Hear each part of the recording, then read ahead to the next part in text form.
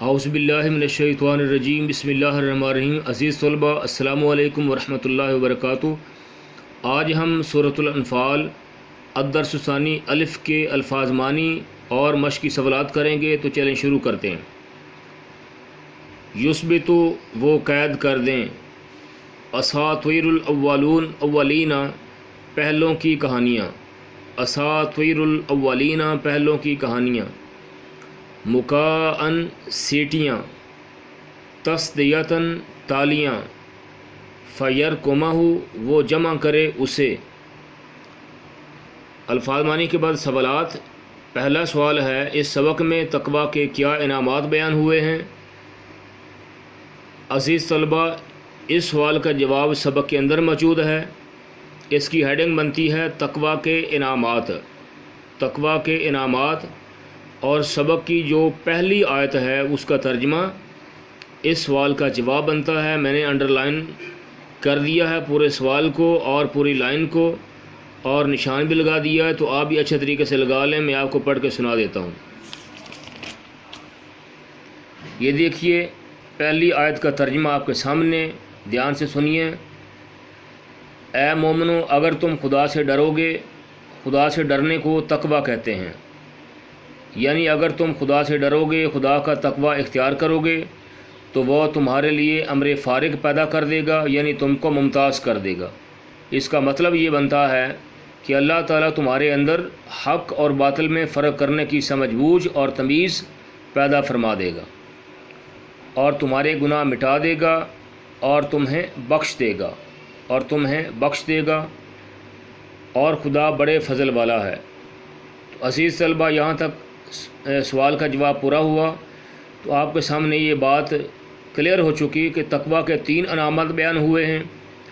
پہلا یہ کہ اللہ تعالیٰ حق اور باطل میں فرق کرنے کی سمجھ بوجھ عطا فرما دیتا ہے۔ دوسرا یہ کہ انسان کے اللہ تعالیٰ گناہ معاف فرما دیتا ہے، مٹا دیتا ہے، اور تیسرا اس کی بخشش فرما دیتا ہے۔ تو یہ اس سوال کا جواب ہے، آپ نشان لگا لیں۔ سوال نمبر 2 ہے، وَإِذْ يَمْكُرُ بِكَ الَّذِينَ كَفَرُوا میں کس واقعہ کی طرف اشارہ ہے؟ اس کی ہیڈنگ بنتی ہے واقعہ کی طرف اشارہ، اور اس کا ترجمہ ہے، پہلے اس آیت کے جز کا آپ ترجمہ لکھیں گے، بعد میں اس کا سوال جو ہے وہ آگے مزید جواب دیں گے، اور اس کا ترجمہ بنتا ہے، اور اے محبوب صلی اللہ علیہ وسلم اس وقت کو یاد کرو جب کافر لوگ تمہارے بارے میں چال چل رہے تھے۔ پہلے آپ ترجمہ لکھیں گے، اس کے بعد کوشچن کی ہیڈنگ دیں گے واقعہ کی طرف اشارہ، اور پھر اس کا مزید آگے آپ جواب دیں گے۔ آدھا جواب میں نے یہاں پہ لکھ دیا ہے، اور آدھا جواب آپ کے سبق میں موجود ہے۔ اس کا جو جواب بنتا ہے وہ بھی سن لیجئے۔ ہیڈنگ دینے کے بعد آپ اس کا جواب یوں شروع کریں گے، اس آیت میں کفار مکہ کی اس سازش کی طرف اشارہ کیا گیا ہے جو انہوں نے ہجرت نبوی صلی اللہ علیہ وسلم کے موقع پر تیار کی تھی، جو اللہ تعالیٰ نے اپنے فضل و کرم سے ناکام بنا دی۔ اس کے بعد آپ آیت کا ترجمہ لکھیں گے جو کہ آپ کے سبق کے اندر موجود ہے، اور میں امید کرتا ہوں آپ کو سمجھ آ چکی ہوگی۔ میں آپ کو ترجمہ پڑھ کے سنا دیتا ہوں، اور میں نے سبق کے اندر اس کو ہائی لائٹ بھی کر دیا ہے آیت کو۔ آپ بھی اس کو اچھے طریقے سے دیکھ لیجئے اور نشان لگا لیجئے۔ یہ دیکھیے جہاں پہ پہلا سوال پورا ہوا، وہیں سے آگے دوسرے سوال کا جواب شروع ہو رہا ہے۔ آگے آپ اس آیت کا ترجمہ لکھیں گے، اور اے محمد صلی اللہ علیہ وسلم اس وقت کو یاد کرو جب کافر لوگ تمہارے بارے میں چال چل رہے تھے کہ تم کو قید کر دیں، یا جان سے مار ڈالیں، یا وطن سے نکال دیں۔ تو ادھر تو وہ چال چل رہے تھے، اور ادھر خدا خفیہ تدبیر فرما رہا تھا، خدا خفیہ تدبیر فرما رہا تھا۔ میں امید کرتا ہوں آپ کو سوال کے جواب کی سمجھ آ چکی ہوگی، آپ نشان لگا لیجئے۔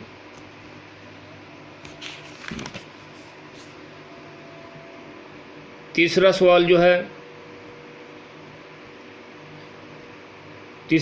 کفار کے مطالبے کے باوجود اللہ تعالیٰ نے ان پر عذاب کیوں نازل نہ کیا؟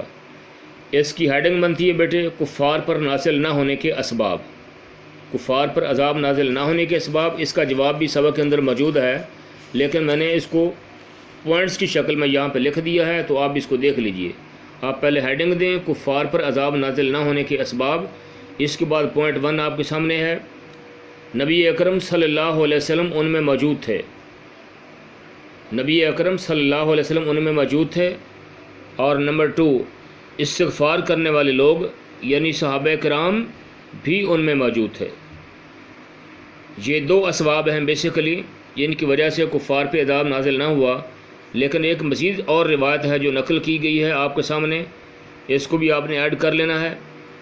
ایک روایت یہ بھی ہے کہ جب کفار مکہ بیت اللہ کا طواف کرتے تھے تو وہ بھی غفرانہ کا پکارتے تھے، یعنی اے اللہ ہم بخشش مانگتے ہیں، یعنی اے اللہ ہم بخشش مانگتے ہیں، تو یہ روایت بھی موجود ہے۔ تو یہ سوال نمبر 3 کا جواب آپ کے سامنے کلیئر ہوا۔ تو ان 2 اسباب کی وجہ سے کہ نبی پاک صلی اللہ علیہ وسلم اور صحابہ کرام ان کے درمیان موجود تھے، اور تیسرا یہ کہ کفار مکہ بھی جب بیت اللہ کا طواف کرتے تو کیا ہے وہ بھی غفرانہ کا پکارتے تھے کہ اے اللہ ہم بخشش مانگتے ہیں، اے اللہ ہم تجھ سے بخشش مانگتے ہیں۔ ان اسباب کی وجہ سے ان پہ عذاب نازل نہ ہوا۔ سوال نمبر 4 ہے، مندرجہ ذیل عبارت کا مفہوم بیان کیجیے۔ پہلی آیت ہے وما کان اللہ لیعذبہم وانت فیہم وما کان اللہ معذبہم وہم یستغفرون۔ دراصل اس آیت میں پہلے یعنی کفار کے عذاب مانگنے کے جواب میں اللہ تعالیٰ نے فرمایا ہے اور جواب دیا کفار کے عذاب مانگنے کے حوالے سے۔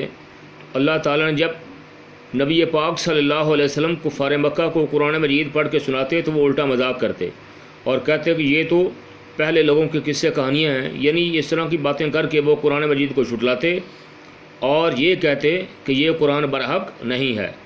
آخرکار انہوں نے کہا کہ اے خدا اگر یہ قرآن واقعی تیری طرف سے نازل شدہ ہے اور برحق ہے تو پھر ہم پر آسمان سے پتھر برسا دے یا کوئی اور تکلیف دینے والا عذاب بھیج۔ تو جب کفار نے قرآن مجید کو جھٹلایا اور الٹا عذاب مانگا، اس کے جواب میں اللہ تعالیٰ نے یہ آیت مبارکہ نازل فرمائی اور فرمایا وما کان اللہ لیعذبہم وانت فیہم وما کان اللہ معذبہم وہم یستغفرون۔ اس کا ترجمہ میں نے سبق کے اندر ہائی لائٹ کر دیا ہے، اور اس یعنی کہ آیت کو بھی تو آپ اس کو دیکھ لیجئے اور نشان لگا لیجئے۔ یہ آیت آپ کے سامنے ہے وما کان اللہ لیعذبہم وانت فیہم وما کان اللہ معذبہم وہم یستغفرون۔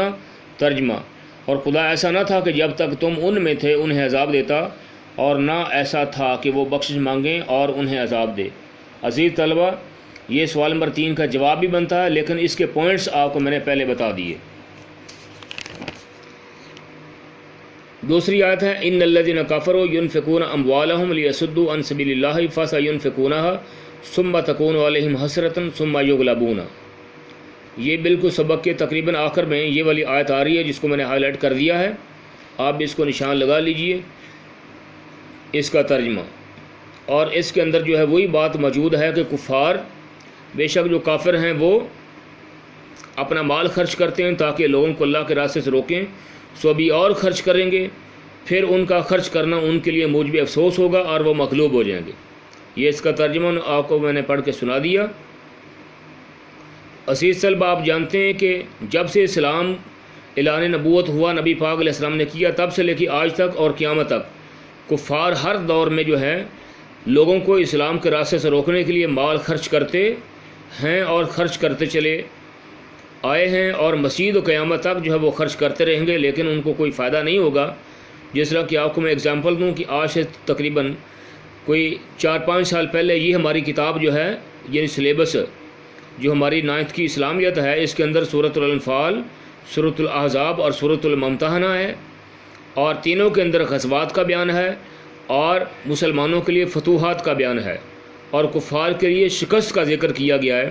تو یقیناً یہ والی آیتیں مسلمانوں کے بچوں کو پڑھائی جانا یہ کفار کے لیے بڑی تکلیف دہ ہے۔ تو آج سے تقریباً 4-5 سال پرانی بات ہے کہ کفار نے ہماری حکومت کو بڑا لالچ دیا اور کروڑوں روپے دیے کہ یہ سلیبس ختم کیا جائے اور اس کی جگہ پر کوئی موضوعاتی مطالعہ ٹائپ یا کوئی سادہ سی آیتیں اور حدیثیں وہ پڑھائی جائیں، اور یہ غزوات پر منحصر جو یہ صورتیں ہیں یہ نہ پڑھائی جائیں، کیونکہ یہ صورتیں پڑھانے سے یقیناً ایک جذبہ جہاد مسلمانوں کے بچوں کے اندر پیدا ہوتا ہے، اور یہ بات کفار کے لیے بڑی تکلیف دہ ہے۔